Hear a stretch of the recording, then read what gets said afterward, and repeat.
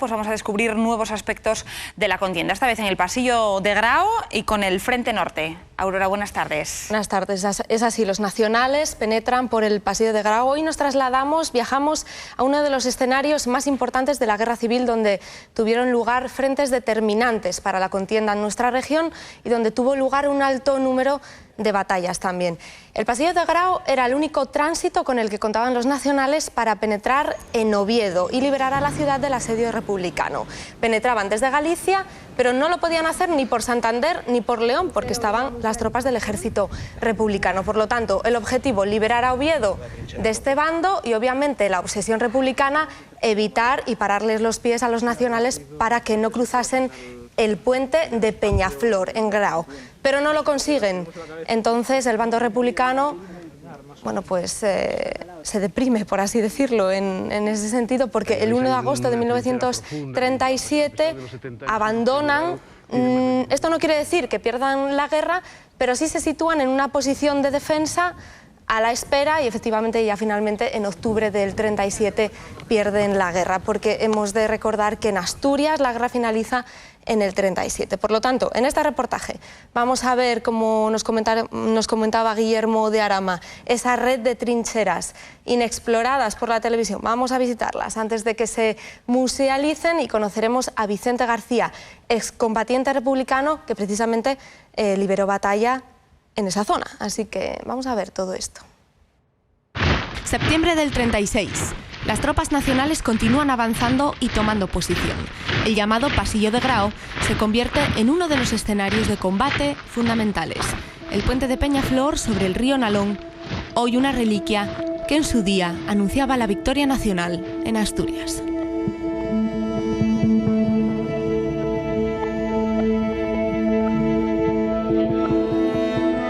Las columnas gallegas tomaron Grado y luego intentaron avanzar hacia Oviedo por Trubia, pero en Trubia lo rechazaron en ese alto, y entonces los nacionales tomaron este puente y entraron todo por aquí en dirección a Oviedo. Es verdad que luego los republicanos intentaron varias veces volar este puente, pero nunca pudieron. Hubo una ofensiva por arriba tratando de tomarlo, no pudieron, y una vez trataron de volarlo con un tren cargado de dinamita, pero tampoco lo consiguieron. Y la columna, pues, bueno, tomó todo esto, no siendo este pueblo, hago aquí unos picos que hay aquí, una montaña que hay aquí que llaman la Cotaniello, y otro pico aquí más acá, la Peña, y ahí entraron cogieron eso, y aquí, los que estábamos aquí del pueblo, hubo que desalojar, decían los chiquillos, mamá, pero no tienen cuernos, mira, son como los otros. ¿Qué son cómo nos trataban? Rojos. Y fuimos por el monte, no fuimos por la carretera, fuimos por un monte cortando así por altos y bajando para ir a San Pedro Cardeña, donde estaba el penal ese tan grande. Y allí estaban internacionales. Los internacionales estaban nos abajo. Nosotros estábamos en naves por arriba. El primero de esos cuando mataron a un hermano mío.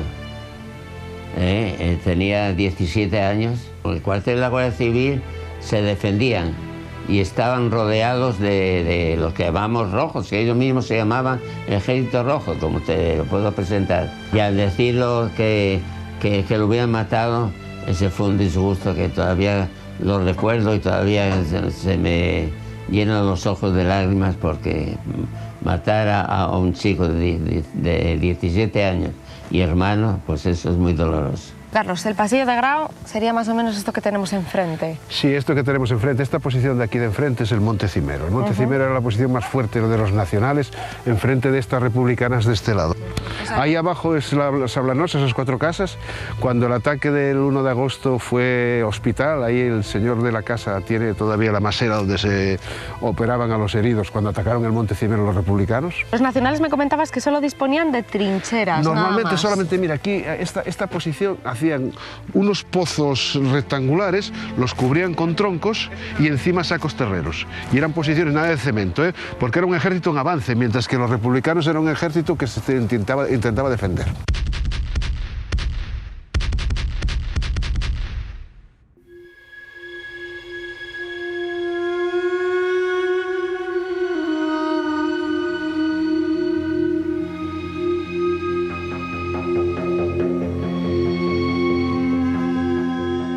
Aquí hay un frente muy estabilizado de los republicanos que hicieron fundamentalmente con cemento búnkers de este tipo, una trinchera muy grande, búnkers de este tipo, porque enfrente estaban los nacionales en el pico cimero. Entonces de aquí a los nacionales, aquí es un sitio donde está a bastante distancia, pero hay sitios donde están a menos de 50 metros unos de otros. ¿Cuánta gente podría haber en este pico? No, aquí había una compañía, normalmente unos 125, 150 de una compañía de un batallón, donde ocupaban, aquí cada sitio de estos ocupaban 3 o 4, una escuadra, 3 o 4, otros descansando, luego se cambiaban, se turnaban, porque la verdad es que fue un frente tranquilo hasta que hubo algunos ataques, pero mientras tanto era un frente de posición, de tranquilidad, la gente estaba en posición y punto, tenían ahí atrás los refugios, las cocinas, un observatorio ahí arriba que vamos a ver después, y este es un búnker tipo, esto a simple vista es un 10,5, un 15,5 puede ser, porque es caro, es un proyectil grandísimo, es un trozo. De hierro, ¿eh? De hierro, claro. Yo estaba en el bando republicano. Yo tenía 17 años, entonces fue cuando me apunté a las Juventudes Socialistas Unificadas. Y fui para el frente de 17 años. Estuve cuando se atacó aquí a La Manga, aquí este pico que llamamos ahí La Peña y Cotaniello, y ahí estaba tomado porque eso es lo que defendían ahí los nacionales, defendían el paso que pasaron por Peñaflor, por ahí por eso al Escampero, por ahí allá entrar a Oviedo. Y a mí tocó me atacar en otro pico que hay más allá, que llaman El Cimero. Como no, miedo ninguno. ¿Miedo no? No. Un observatorio es un nido redondo de cemento, sin salida para las armas automáticas, pero sí hacia arriba un agujero de cemento por el cual sacaban un periscopio y estaban vigilando las posiciones. Yo creo que era observatorio de artillería para dirigir el tiro de la artillería. Mucho más este frente occidental, sobre todo el del río Nalón, porque por ejemplo en los puertos también hay algo, pero ya no hay tanto de este tipo, y en el oriental por supuesto hay muy poco. Los nacionales avanzan hasta Oviedo. Estamos a un solo capítulo de la ofensiva franquista y de las columnas que penetran por el oriente de Asturias para hablar del levantamiento nacional en nuestra región.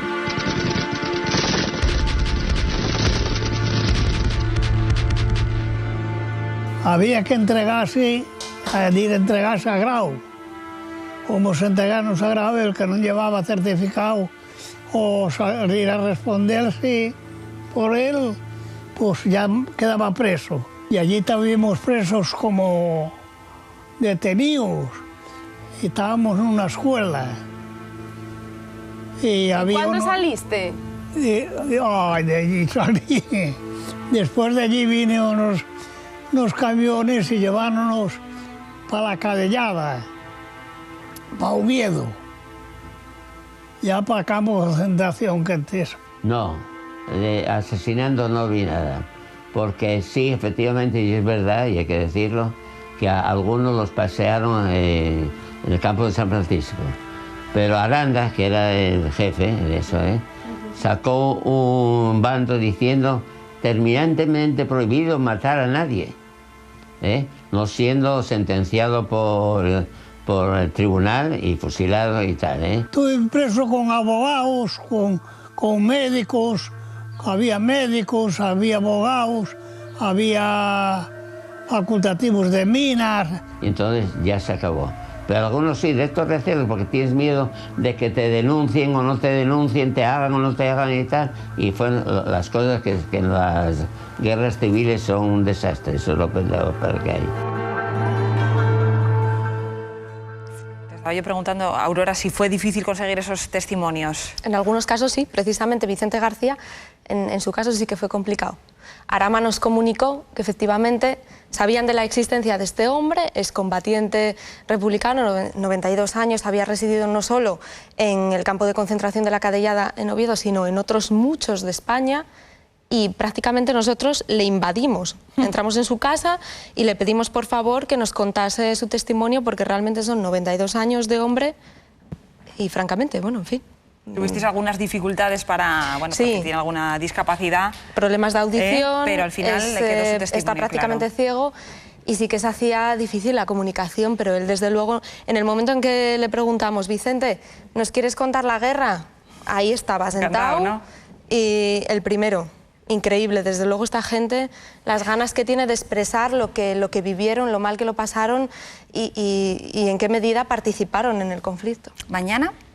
Mañana vamos a conocer el conflicto del Oriente de la mano de Luis Antonio Azcoitia. Otro testimonio inédito y importante, él nos revelará, ya lo ha hecho, de los bombardeos de Gijón, porque en el momento que estalla la guerra él se traslada a Gijón, pero también conoce de primera mano, él vive en Infiesto y conoce de primera mano cómo sucedió el conflicto, la guerra civil en Oriente. Él precisamente nos revelaba, hablaba con él por teléfono, se confundía en el reportaje de ayer, mencionaba que los Stukas eran aviones rusos, no es así, son alemanes, pero él me decía por qué pensaba que eran rusos, porque en Gijón en aquel momento estaba plagado de rusos y ellos como niños de 12 años veían a los rusos con aquellas cazadoras de cuero y les llamaban tantísimo la atención que asociaron a los bombardeos alemanes con los rusos. Bueno, esta era la confusión y el detalle. Así Bueno, que mañana pues conocemos mañana lo a Luis aclaramos. Antonio. Gracias, Aurora, hasta mañana. Hasta mañana. Que a mí no me toca.